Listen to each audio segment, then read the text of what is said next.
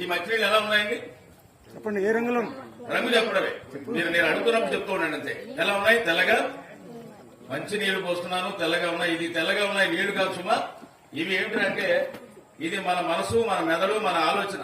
ఈ నీళ్లు మన మనసు, మన మెదడు, మన ఆలోచనలు తెల్లగా, స్వచ్ఛంగా, ఎంతో ఏ కల్మషం లేనట్టుగా చాలా ప్రశాంతంగా, ప్రస్ఫుటంగా, స్ఫటికంగా కనిపిస్తా ఉన్నాయి కదా.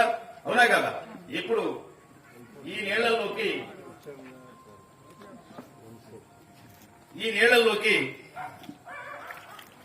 మంచి మనసు అనేటువంటి ఈ మెదడులో, మంచి ఆలోచన కలిగినటువంటి ఈ మెదడులోకి నేనేం చేస్తున్నానంటే, నేను చేతగానివ్వండి, నాకు చదువు రాదు, నా బిడ్డలకి చదువుకుంటే ఏం ప్రయోజనం లేదు, మాకు ఏ రకమైనటువంటి లాభం లేదు ఈ చదువు వల్ల. నేను చదువుకుంటే నాకు మార్కులు రావు, వారికి ఎవరికో వస్తున్నాయి. నాకు ఉద్యోగాలు రావు, నా ముందు చదువుకున్న వారికి ఎవరికి ఉద్యోగం లేదు.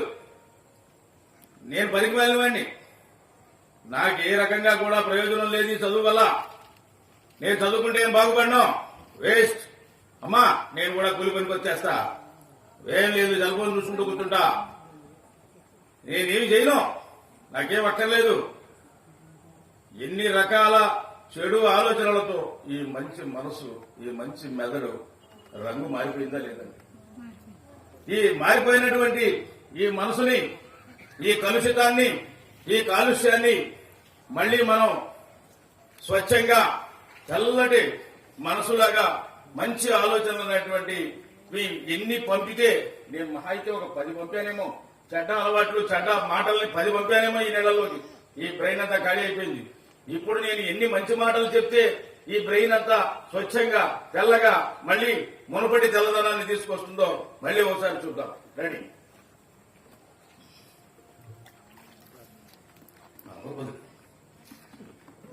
నేను చాలా మంచివాడిని, నేను బాగా చదువుకోవాలి, నేను చక్కగా చదువుకుంటే ప్రయోజకులు అవుతాను. మా గంగమ్మ గారు, మా ప్రభాకర్ మాస్టర్ చదువుకోబట్టి వాళ్ళ అబ్బాయి డాక్టర్ అయ్యారు, కాబట్టి నేను కూడా చదువుకుంటే ఇంకా బాగుంటుంది. నా ముందు కూర్చున్నటువంటి ఎంఈఓ 1 గారు, 2 గారు వీళ్ళందరూ కూడా బాగా చదువుకున్న వాళ్లే.